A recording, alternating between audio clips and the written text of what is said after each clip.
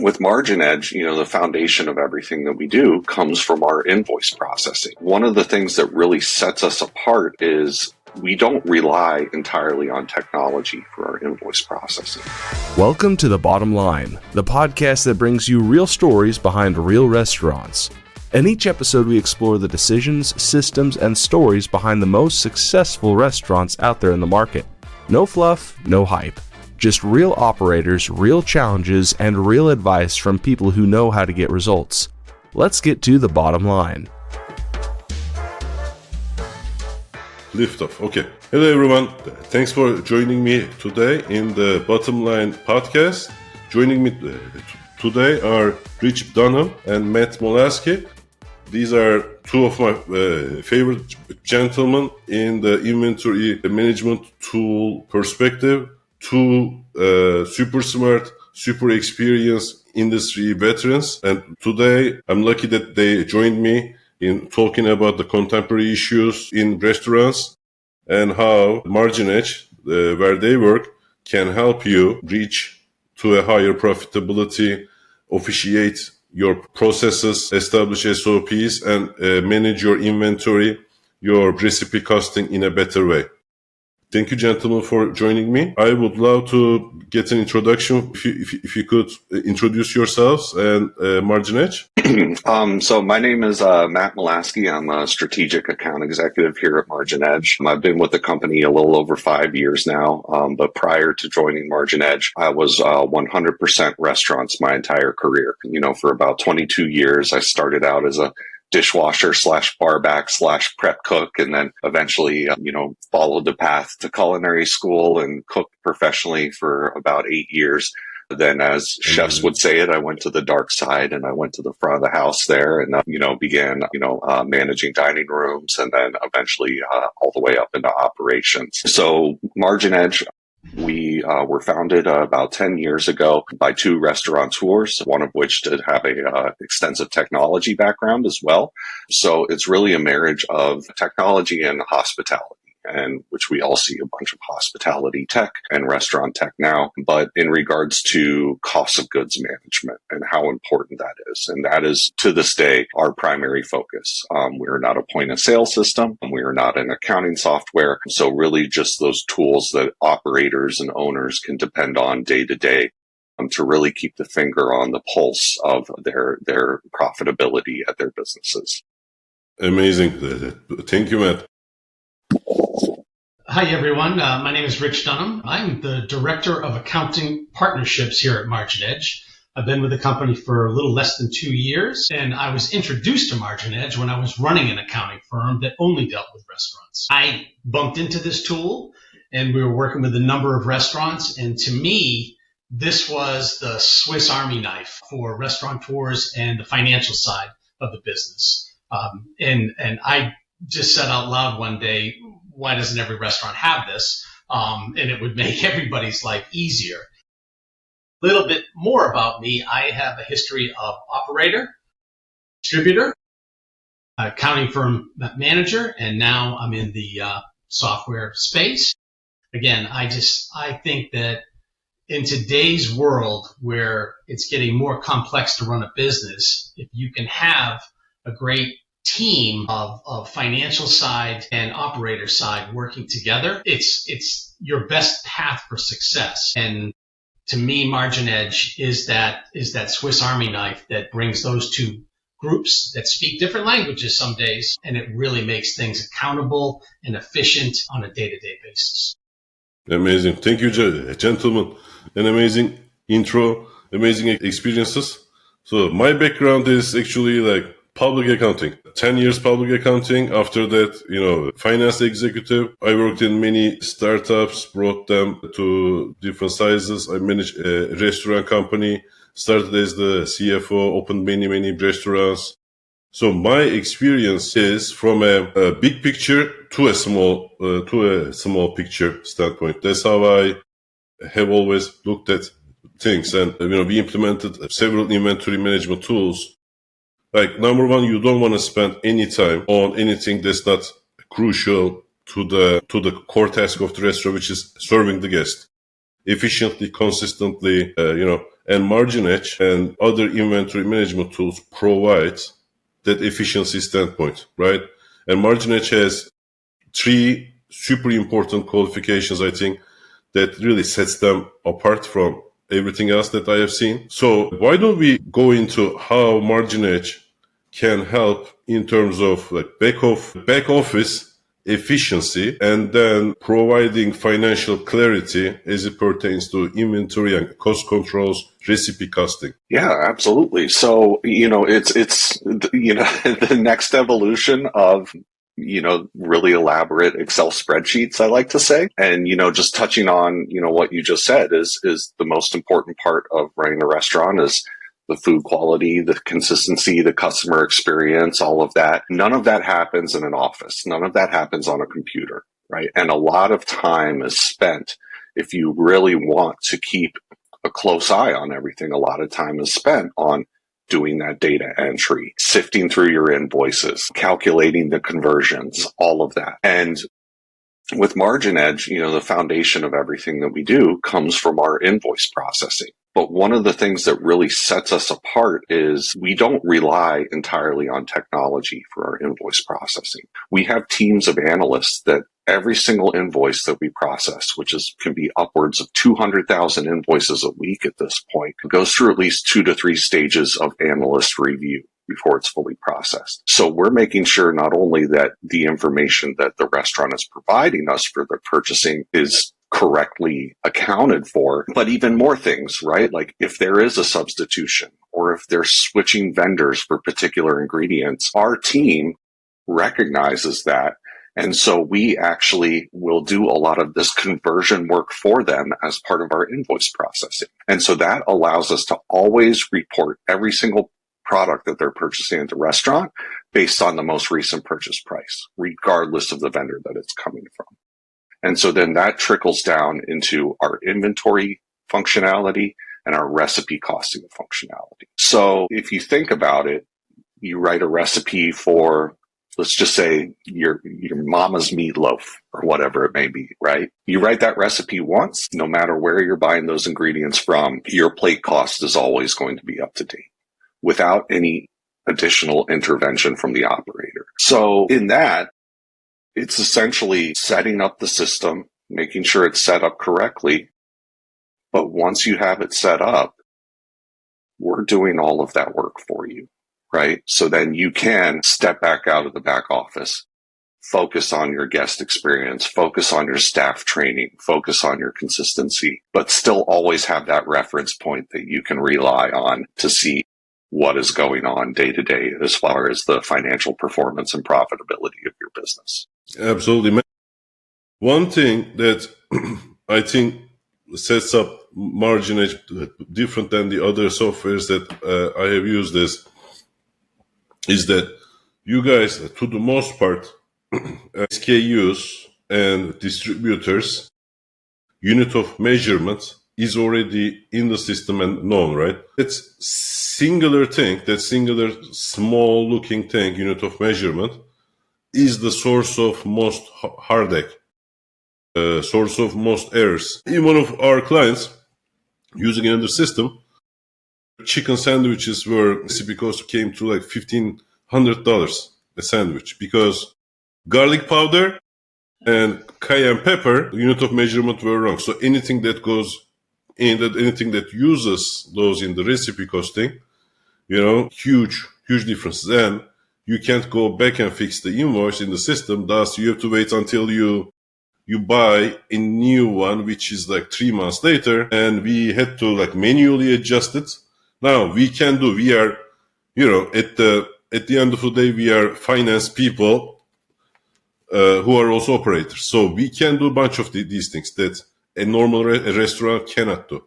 So once those errors are in the system, you have to wait 3 months until you buy the next batch, or maybe just order a new cayenne pepper to fix the system. So that's what I saw as like a huge leg up in preventing mistakes. And now it might seem simple, like what is the unit of measurement? Why is like ounces? Like what? There are like, I think like In Craftable, there were like more than a dozen different units of measurement. Even I was sometimes confused on what should match in that specific circumstance. When a sous chef is ordering, when there's an 86, we need to think about all the things that happen, right? Their primary product is 86. They order a replacement product, right? They need to go into the system, everything like correctly, which never happens, right? Let's face it. So what that means is like then you started buying like that new SKU this week because the regular one that you buy is 86, and the system cannot figure out for the life of it like what to put in there. So my understanding is like MarginEdge like solves this problem like 95% of the time. Is that correct? Absolutely. And that's really, as Rich likes to say, that's our secret sauce, right? Secret sauce. I mean, it's just, and look, my cliche to it is that we can now allow operators and back of house finance folks become reviewers instead of doers, because we're doing all of that work for you. And we're building that database so that your products are aligned, and the chef can be where the chef needs to be, and the general manager can be where the general manager needs to be.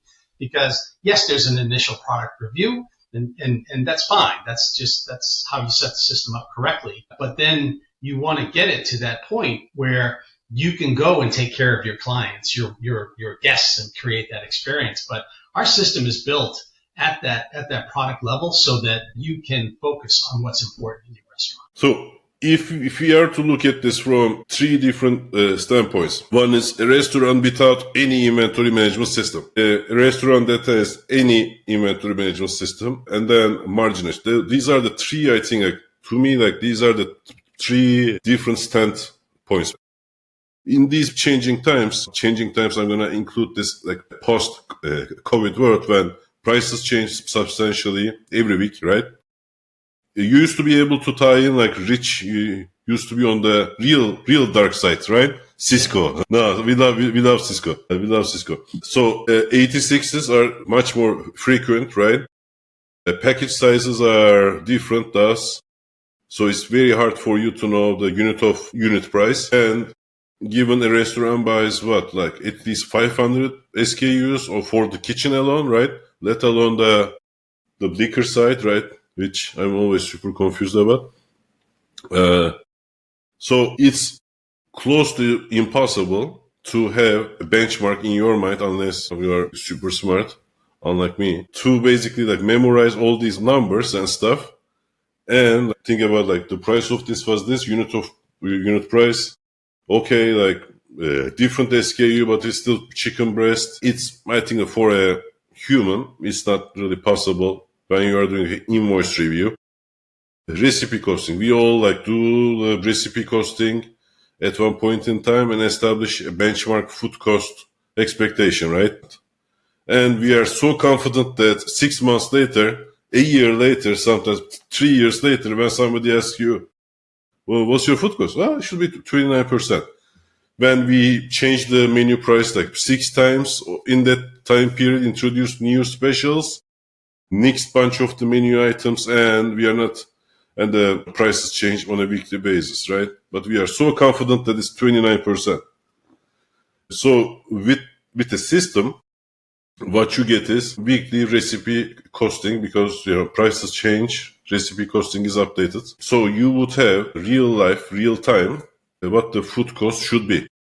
Now, Rich, as he ran an accounting firm specialized in restaurants, even if you know your theoretical, which is the recipe cost times each item's sales quantity, weighted average cost, a lot of accountants can't deliver because they do cash-based accounting. They can't deliver you what your actual cost should be. The system, what I'm saying, is even more reliable in many cases than the accounting department itself.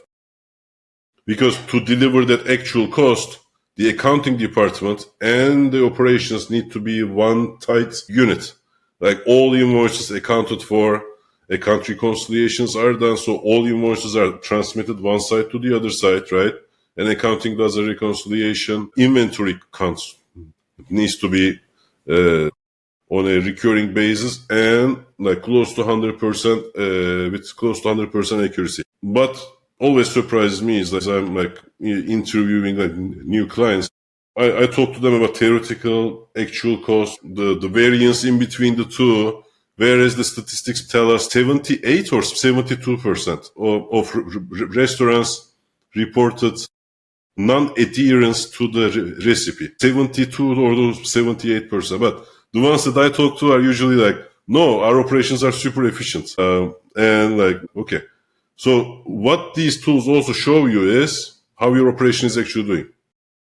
When you know your actual cost, when you know your theoretical cost, if you give it to the system does what it does and gives you on an itemized basis the variance between the two, right? And if you sold 100 burgers, and this is a real example, by the way, 100 burgers sold, 150 buns were depleted in that period, and 128 patties. So usually they probably missed counting. They are new in counting. They probably miscounting a location. No, we send them to recount the inventory. And like these items that we identify. So the system does the math. Then we say like, okay, like these 15 units seem kind of weird. Go recount them. And they come back. The count result is entered into the system. It spits out the variances, right? And the results are really every time, like nobody wants to believe them in the first three weeks. That's why, like the 5 stages or 7 stages of grief or something. The first stage is denial.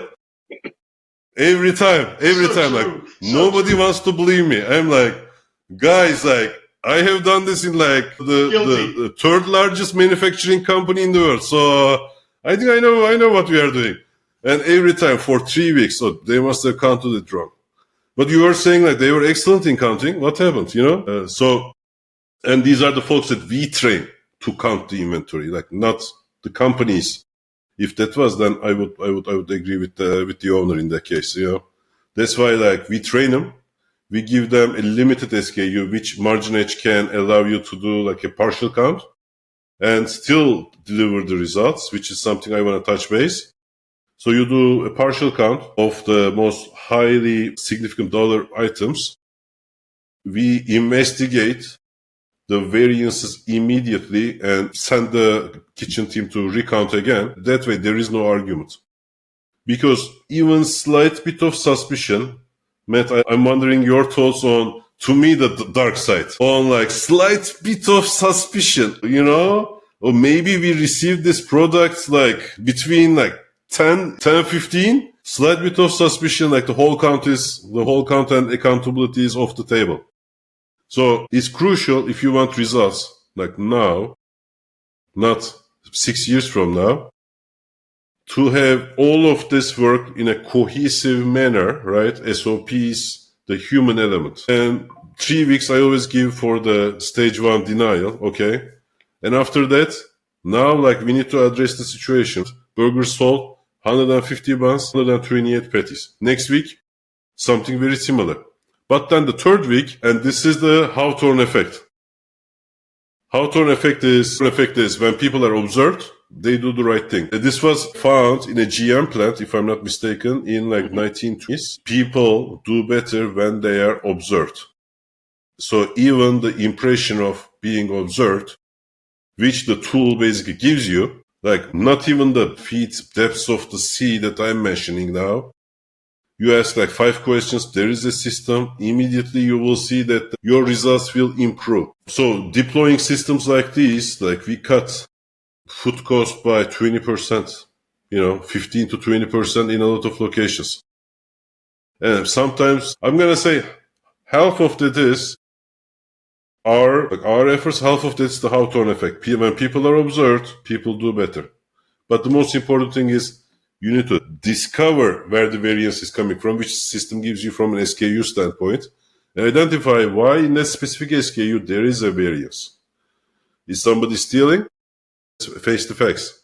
Now we will go to the consistency and customer experience standpoint. If there are a lot of like returns or comps, right? Does that mean steaks are, like overcooked or undercooked or something like that? That it's going to the trash, it's going to waste, and there is a return, there is a comp element to it, which then ties into the customer experience. You can glean a ton of different things in these variance reports. So then you can train your employees. We have seen, like in one location, as Rich and I, we were discussing like before the recording started, if you have 3 locations, odds are 2 of the chefs are aligned with you and one of them isn't, right? That chef is probably using like breast in a Thai recipe for no good reason. Because everything is like verbally communicated. That guy heard Thai. Is that really like his problem? Is that his fault? Maybe, maybe not. Did you give him in writing? Is there a written recipe? Did you give it to him? Did you have him study it? Maybe, maybe not. So we can identify those situations as well. In one location, a fried chicken is coming out from breast. Another location is coming from Thai. Yeah. I mean, that's you hit the nail on the head right there. So the reason that, MarginEdge exists is precisely that, right? Is you can have those tools. You can hold your teams accountable for doing the processes that you want them to do as part of running your business. Because if you're 10, 15 points over your target food cost, and let's just say you're not a super busy restaurant, right? But you're a small business, maybe doing $2 million a year in sales, maybe even $1 million. It's a couple $100,000 worth of food you're purchasing every year. And so if you're over purchasing by 10, 15%, that takes a significant chunk out of your profitability. And then you don't, then like you said, is it a customer experience thing? Am I a burger restaurant that's overcooking or undercooking my burgers consistently? Right. So, if you're, just like if you're a steakhouse, you should know how to cook a steak. You should know how to temp a steak, same thing with a burger. But you spend hours and hours and hours in spreadsheets trying to determine that, which we can then show you in a matter of how long does it take you to actually count your inventory, right? And not even a full inventory, just your high impact items, the items that you want to focus on there. And so just having those tools can really give an operator those calls to action. Where you can say, okay, what is going on with this? I see this significant variance. We need to dig in here, because otherwise you're just flying blind. You're just seeing how much money you have left in the bank after payroll. And 1 month it's good, 1 month it's not so good. You don't really know why. And so we can, provide all that data for restaurant operators, owners, chefs, GMs, to understand the why and then be able to take that action. I love the fact that a lot of the things that we as restaurant operators think that we got covered are actually covered with MarginEdge. Like what I mean by that is, I asked the question to the owner as like the initial interview. How do you make sure that the purchase price is right? The GM reviews it. Okay, what does that mean? What does he do when he's reviewing? When was the last time he identified a pricing error or like an SKU that doesn't belong there? And I'm not really putting any blame on the GMs or the guy who is being sent outside to receive the products. That guy thinks his job is just carry the stuff to the cooler, not to get the purchase order, compare the purchase order with the shipping label, and from the shipping label, count what was received. What is his job? What do you expect him to do? If he spends more than like 3 minutes outside, somebody's going to shout him. That's what he knows, right? So carry the products. Now, what's GM's job? Keep the guests happy. Keep the lights on, right? Now, Is our expectation for him to like dig into the invoices and spend hours like this and that, and then call the chef. The chef and the GM calls the distributor on, tell us why the tomato prices increased by 12% since last week. The distributor, Rich knows this better than I do, there is always a drought in Mexico, right?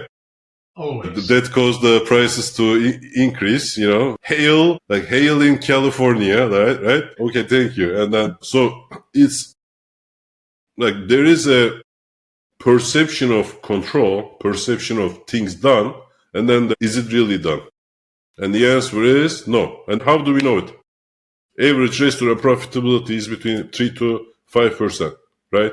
National Restaurant Association announces it. There is no other manufacturing industry that has, and restaurants are manufacturing plus service, manufacturing and service combined in the same physical location. Make no mistake. I mean, any operation that's buying 500 SKUs just for the kitchen, and probably another 500 SKUs for fine dining, maybe even more for the beverage operation, right, is a manufacturing operation. And only 5% in the riskiest business ever, with the highest failure rate. That's why there needs to be a better way. That's why we are having this conversation to educate the folks who don't know about these things. And it's not their job to know these things at the same time, right? In manufacturing companies, they have dedicated resources that operate between finance and operations, usually on the operations side, whose job is to maintain these tools and communicate with everyone, which in the restaurant industry, we really don't. And we don't give time or training to the folks whom we expect so much in return. I want to emphasize partial counts. Like Matt said, that's a huge game changer, because if you analyze, if you want to change anything, occurrence frequency is the most important tool that you have. Like if you do monthly counts and everybody's like, maybe the count wasn't correct, then wait another month to do it. Well, like 5 people were sick, so they didn't show up. So wait another month. When you do weekly, excuses can only be on a weekly basis, because excuses happen in the same frequency. Like twice is okay, third time not so much. So do you want to lose 3 months before you do a count? Or do you want to lose 2 weeks before you do a count? And I haven't seen any other tool that gives you the chance to do a partial count as if it's a full count, meaning getting systematic results in variances with a partial count. And the reason why partial count is important is, again, goes back to the 500 SKUs. You need to prioritize for your people to do well. Count the first top 25 items. Then count on the Hawthorne effect. Give the illusion that you actually know stuff, understand stuff. You can identify variances, ask smart questions, right? And to do that, you need the top 25 items. And MarginEdge, in another tool, we literally jump through hoops to get there. We are Excel wizards, so we can do it. Most restaurants can't do it. So use MarginEdge. Partial counts is super important in getting the results that you need. And Rich and I, we were discussing a few minutes before this call, tariffs, right? Tariffs, price changes. I don't know what's going to eventually happen. I don't think anybody knows. But if prices are going to change, which it seems like they are going to change even more drastically now, right? Now, knowing your cost and acting accordingly is even more important. Gentlemen, has there been internal conversations in MarginEdge and on how MarginEdge can help in these even more challenging times that we expect to happen? Yeah, well, Rich? Yeah, I mean, look, I'm a very go back to basics, okay? And let's all be very frank about the world has changed so much since 2020, and it's changing faster and faster every day. And I think the simplest answer that I could give anybody is do the right things. You're uploading invoices every single day. You're building your database. If you just stay on the home page of MarginEdge, you are going to have a daily call to action by looking at those impact items, by looking at those budgets, by looking at those product specifics that are affecting what's happening on the financial side. All of this that's the simplest way. And then you can dive deeper into the tool with the help of your finance partner to understand where to find that gold, because it's there. And I just think MarginEdge gives you that most user-friendly experience with the best data right in front of you day to day. Yeah. I mean, it's kind of, so I first joined the company in January of 2020. Right. And then everything was great. And I was like, oh, this is awesome. I was a self-proclaimed Excel wizard, as you just mentioned as well. And, and I was like, this is wonderful. Where has this product been for the last 10 years that I was doing financial analysis for, restaurants that I was running, or I was required to do things to send reporting to our finance department. And then the world changed, right?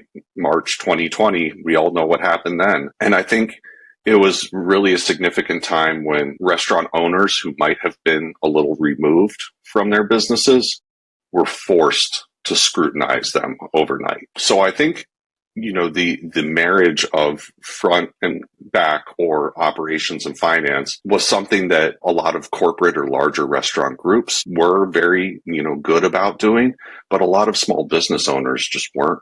Right. And so with these tariffs, who knows what's going to happen with that. But if we can provide a service and a tool for those businesses to really, really scrutinize what they need to, then, I think we don't know what's going to happen in the weeks and months and year to come, or, whatever. But as long as we can, provide them some actionable data day to day, that's a really important part of implementing MarginEdge at your restaurant. Awesome. Who is your ideal client? Who benefits the most from MarginEdge? Someone who counts inventory consistently. Honestly, they'll get the best bang for the buck. This for sure. Yeah. I mean, that's, it's a tool, the tree isn't going to chop itself down, right? You got to pick up the axe and use it. So, operators who understand the importance of consistency in systems. And, I think that's really our ideal. As far as, business size or cuisine type, we work with everyone from fast casual smoothie shops all the way up to Michelin starred fine dining restaurants, single unit, single location, small business, up to 30, 40 location hospitality groups and everything in between. But inventory is so important, and it's going to it's one of those things that it's restaurants 101. You're creative, you put together a great menu, your steps of service, but then the business side of it is you have to count inventory. As much as the sous chef might complain about it, or as much as the GM might not want to stay until 4 a.m. counting all their liquor and wine and all of that, it is absolutely critical to the health of the business to do that. Talk to us about, so we talked about food. I talked about food a lot. And the beverage side, is that side covered also? Yeah, with MarginEdge, absolutely. Absolutely. Even more so, just last year, we introduced an actual physical piece of hardware. It's called a FreePour Smart Scale, which allows operators to weigh their bottles of, all of their liquor, so they get the most accurate count and the most accurate inventory possible. Because if you don't weigh it, then you're just holding up a bottle and you're guessing how much is in it, right? And so it really takes out all the guesswork. But utilizing the scale, you can also cut down the amount of time you're spending counting your inventory as well. Oh. Yeah. And what kind of results have your clients? Like, do you have a before and after?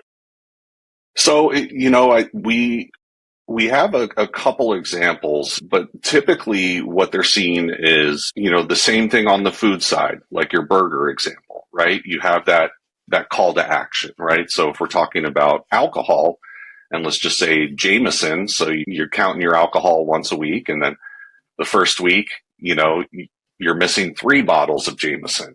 What happened? Was it over poured? Was the bartender giving away shots? Or were they not bringing things in correctly? Was the staff, God forbid, was the staff drinking it, on shift, whatever it might be? Guilty as charged. I think we've all done a shot or two in our restaurant career. And then, just like you said, when somebody knows you're watching, they stand a little straighter, they cut less corners, all of that. And so just like the importance of counting food inventory with beverage as well, because your margins are probably going to be a little bit better on your beverage costs than they are in your food. So why not protect that? So it's just the same philosophy, just that consistency of inventory and the accuracy of counting it to make sure that the reports that you're looking at are as accurate as possible. What does it cost to implement, to subscribe to MarginEdge? And what kind of plans are there? Yeah, absolutely. So we have our MarginEdge software, which is available for $330 a month or $3,600 on our annual plan.